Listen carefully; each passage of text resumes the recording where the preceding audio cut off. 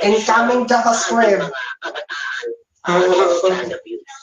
Ang batas na nagproprotekta para sa mga naabuso ng kabataan ay ang Republic Act 716 o ang most commonly na tinatawag natin Child Abuse Law.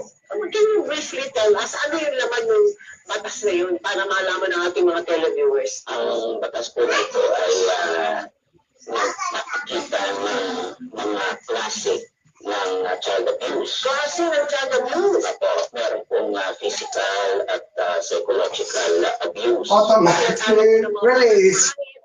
Ayun, hindi pwede pala yun, ha? You cannot do that. What else? Meron din pong sexual abuse. Sexual abuse? Katulad mo sa kwento natin, ano? Ganun yung pagkakataon, sinong nagdedemanda? Pwede pong nagdemanda unang-una ang biktima, ang kanilang parents or guardian. Pwede rin po ang DSWD, ang PNP, ang ating mga law enforcement agency. Pwede rin magdemanda ang concerned citizens. Pwede rin? Ang kapitbahay po, kung sila ay tatlong kapitbahay na nakakaalam po ng sitwasyon. Pwede sila mag-file ng complaint on behalf of the kapitbahay. Tatlong araw ng factory. 5%.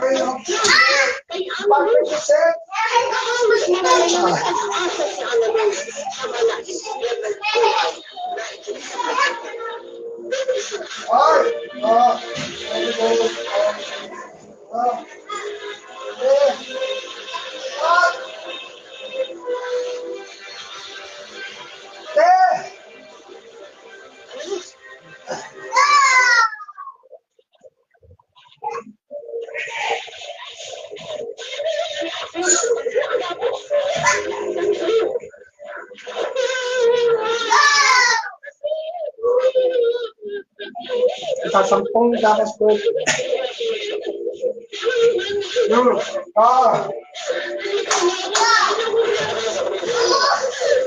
Makakapil.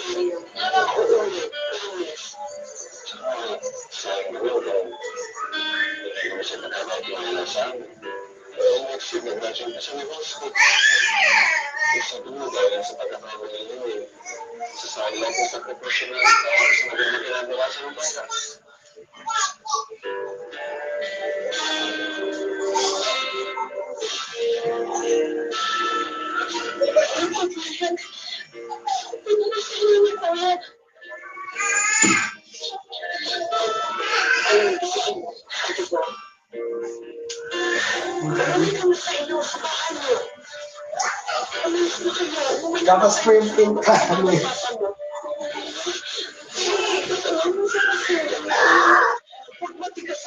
Part 2. Tapos printing. Sige, naalin ko na ba yung diploma? Kung sila may gagawa sa koridor ko. Marami ko lang hindi alam.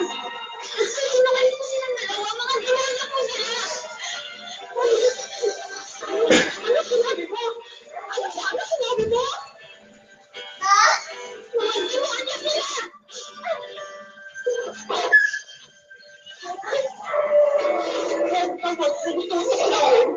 Ang mga kamay na nagpapakain sa'yo! Hindi mo ba alam, sanggol ka pa lang? Kinukbog ka na nila! Pinilisan ka! Pinakain! Binigyan ng pangalan! Samantalang ako, hindi ko lang sa'yo. Nilawalag kita at yung nakakapag ko sa buhay mo kasi lang pamilya mo. Sana ka na Yun ang